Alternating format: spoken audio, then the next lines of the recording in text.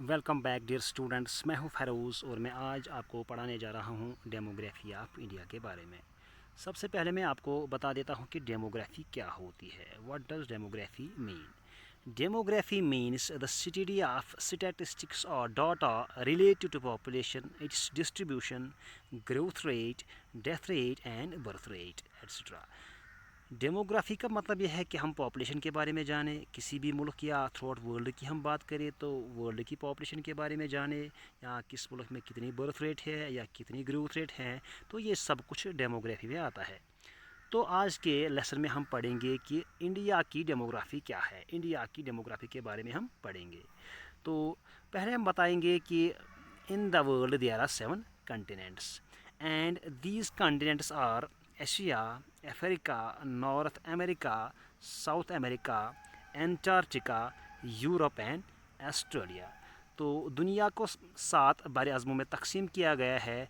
तो इनके नाम यहाँ पे Asia, Africa, north America, south America, Antarctica, Europe and Australia है। तो अब इंडिया कहाँ पे आता है, इंडिया किस कंटिनेंट में आता है? तो India lies in the Asian continent. Hindustan कहाँ पे आता है? एशिया में आता है। तो एशिया का जो कंटिनेंट है उसी में इंडिया आता है। वो इंडिया दुनिया की दूसरी मोस्ट पॉपुलेटेड कंट्री है। तो पहला पे चाइना है और इंडिया का रैंक है पॉपुलेशन में दूसरा है। तो इंडिया की पॉपुलेशन कितनी है? As per 2019 revision of the world population prospectus, India की पॉपुलेशन है नियर अबाउट 1.35 बिलियन। तो ये है इंडिया की पॉपुलेशन एज़ पर क्या 2019 revision of the world population.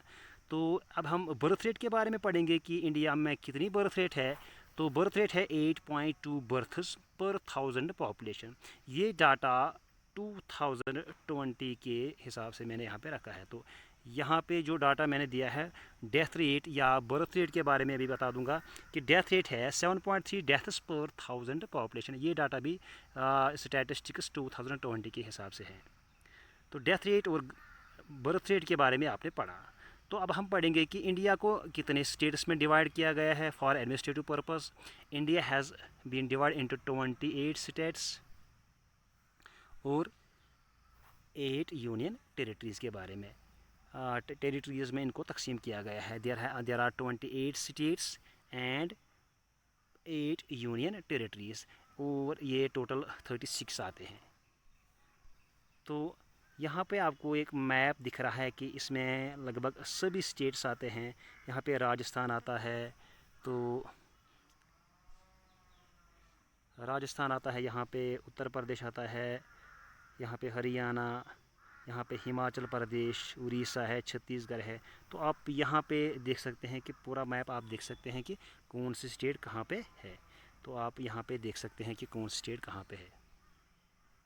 तो इसके अलावा इंडिया के में 28 स्टेट्स के अलावा क्या है कि यहाँ पे 8 यूनियन टेरिटरीज़ हैं। तो इनके नाम यहाँ पे मैंने लिख दिए हैं।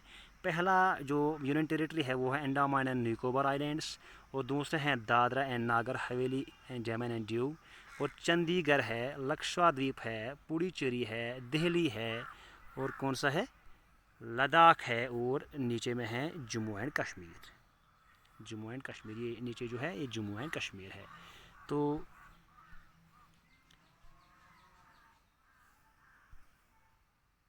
जो ये these union territories and states are further divide into districts and tehsils for the administrative convenience. तो इन पे हुकूमत करने के लिए क्या है कि इन स्टेट्स को फर्दर सब उनको डिस्ट्रिक्ट्स में डिवाइड किया गया है और फिर डिस्ट्रिक्ट्स को तहसील्स में डिवाइड किया गया है ताकि हुकूमत करने में या कोई भी डाटा कलेक्ट करने में बहुत ही आसानी हो। तो इसमें सबसे अहम बात यह है कि अगरचे लास्ट जो यूनियन टेरिटरी बनाई गई है वो बनाई गई है JK एंड लद्दाख।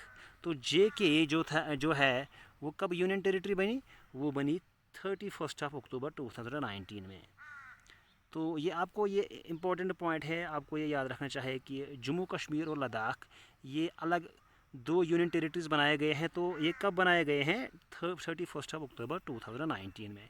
तो इसके अलावा क्या है कि यहाँ पे मैंने लिख दिया है कि जो आज का जो लेफ्टिनेंट गवर्नर है, current lieutenant governor of JK, ये है मनोज सिन्हा। इससे पहले कौन था? इससे पहले था GC मुर्मू। तो जीसी मर्मू को रिप्लेस किया मनोज सिन्हा ने अगस्त 6, 2020 को।